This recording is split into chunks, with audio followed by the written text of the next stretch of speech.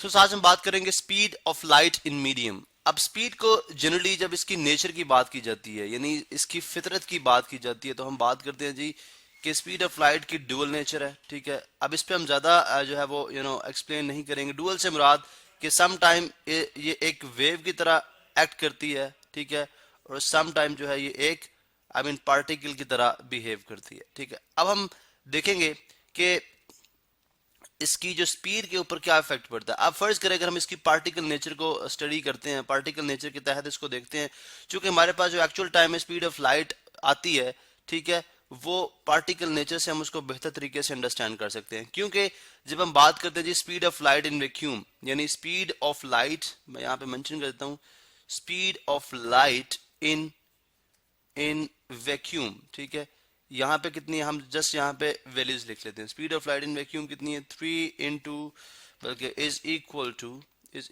3 into 10 raise to पर 8 metre per second. ठीक है, इसी तरह से अब हम और देखते हैं, और एक दो और देखते हैं स्पीड ऑफ लाइट, ठीक है, इन इन वाटर देख लेते हैं। वाटर के अंदर स्पीड ऑफ लाइट कितनी है जी, स्पीड ऑफ लाइट है 2.3 into 10 raise to power 8 metre per second. और इसी तरह से अगर स्पीड ऑफ लाइट, ये मैं जो जो जस्ट ये इक्वालिटी के ये साइन लगा रहा हूँ, इसका मतलब ये है कि स्पीड ऑफ लाइट सी बात, speed of light in water, speed of light इन अभी हम देखेंगे ग्लास। ठीक है, speed of light in glass, यानी शीशे के अंदर स्पीड ऑफ लाइट कितनी है, 2 इंटू 10 रेज पर 8 मीटर पर सेकेंड। अब यहाँ पे एक बड़ा इंपॉर्टेंट जो एलिमेंट है वो ये है कि देखें स्पीड ऑफ लाइट जो है वैक्यूम में ज्यादा है, ठीक है, ऑलमोस्ट एयर में भी हम इसको इतना ही कंसिडर करते हैं। ठीक है, एयर में भी इसकी स्पीड ऑफ लाइट इतनी ही है, वैक्यूम और एयर में इतना कोई डिफरेंस नहीं है। इसी तरह से speed of light in water reduce हो जाती है 2.3, यानी 3 से 2.3 होगी, बाकी 10 रेज टू पावर 8 है, यानी जो 10 वाला जो फैक्टर है वो सेम है। इसी तरह से जब ग्लास में है तो ग्लास में वाटर से वो रिड्यूस हो जाएगी, 2 into 10 to raise by 8 metre per second हो जाएगी। अब ये ऐसा डिफरेंस क्यों आ रहा है? फर्स्ट करने जी, जो लाइट है वो पार्टिकल्स की फॉर्म में, आपको पता है कि लाइट इस तरह कंप्रेशन और क्रस्ट और ट्रफ की फॉर्म में ट्रेवल करती है। ठीक है, और अगर हम सपोज करें तो बेसिकली ये पार्टिकल्स ही होते हैं जो इससे ट्रेवल कर रहे होते हैं। ठीक है, पार्टिकल्स ही हैं जो इससे ट्रेवल कर रहे हैं।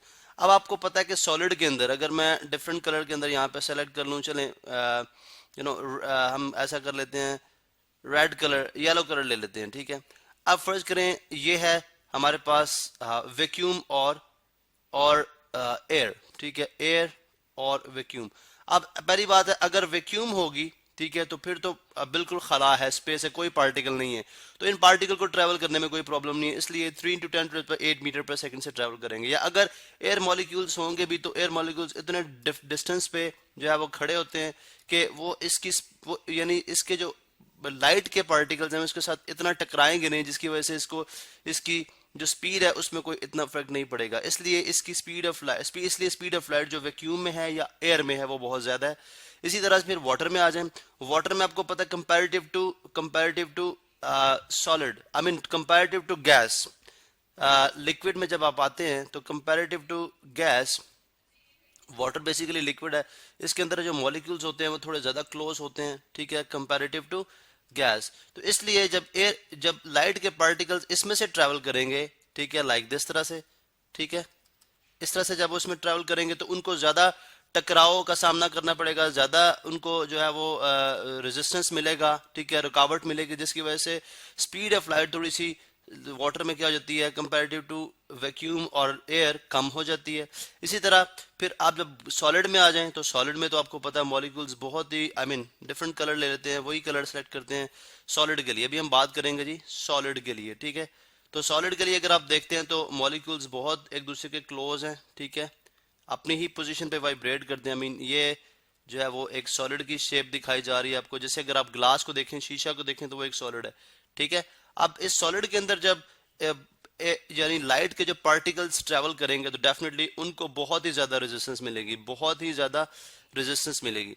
अब बहुत ज्यादा रेजिस्टेंस की वजह से ये जो है इनकी स्पीड कंपैरेटिव टू गैस बहुत ही कम हो जाएगी और कंपैरेटिव टू वाटर भी जो है वो कम होती है। ठीक है, कंपैरेटिव टू वाटर भी जो है वो कम होती है, या I mean comparative to liquid, यानी लिक्विड के लिहाज से। तो इसलिए जो वैक्यूम के अंदर स्पीड का ज़्यादा होना, स्पीड ऑफ लाइट का ज़्यादा होना, फिर वो आई मीन वाटर में उससे थोड़ा सा कम होना और ग्लास में सबसे कम होना, या किसी भी सॉलिड ग्लास में सबसे कम होने से मतलब ये है कि अभी हमारे पास जो कंडीशन है, जो हमारे पास प्रेजेंट जो तीन चीज़ें हैं, ठीक है, तो मीन के गैस के अंदर ज़्यादा होगी, लिक्विड के अंदर उससे कम होगी और सॉलिड के अंदर उससे भी कम होगी। तो उसकी रीजन भी हमने बता दी। अब यही इसी की यानी इसी तरह की एक रीजन के तहत जो आप रिफ्रैक्शन का फिनोमेना स्टडी करते हैं, यानी लाइट का एक मीडियम से जब दूसरे मीडियम में एंटर होते वक्त बैंड होना जो है, वो भी बेसिकली इन्हीं इन्हीं जो बेसिकली डेंसिटी होती है, डेंसिटी से बेसिकली मुराद के मास पर यूनिट वॉल्यूम, ठीक है, ये ज्यादा डेंसर होता है, ठीक है, वाटर इसके मुकाबले में लेस डेंसर होगा और गैस उससे भी लेस डेंसर होगी, बिकॉज नंबर ऑफ मॉलिक्यूल जो है वो कम उस एरिया उस स्पेसिफिक वॉल्यूम के अंदर नंबर ऑफ जो है मॉलिक्यूल्स कम होंगे गैस के केस में, नंबर ऑफ मॉलिक्यूल्स वाटर के केस में थोड़े ज़्यादा होंगे और सॉलिड के केस में बहुत ही ज़्यादा होंगे। तो इस तरह से जो रिफ्रैक्शन ऑफ लाइट का जो फिनोमेना है, यानी जिसमें लाइट एक मीडियम से जब दूसरे मीडियम में एंटर होती है, बैंड होती है, वो भी बेसिकली इसी जो है वो इसी रीजन की बेस के ऊपर होता है। तो ये था जी हमारा speed of light in medium.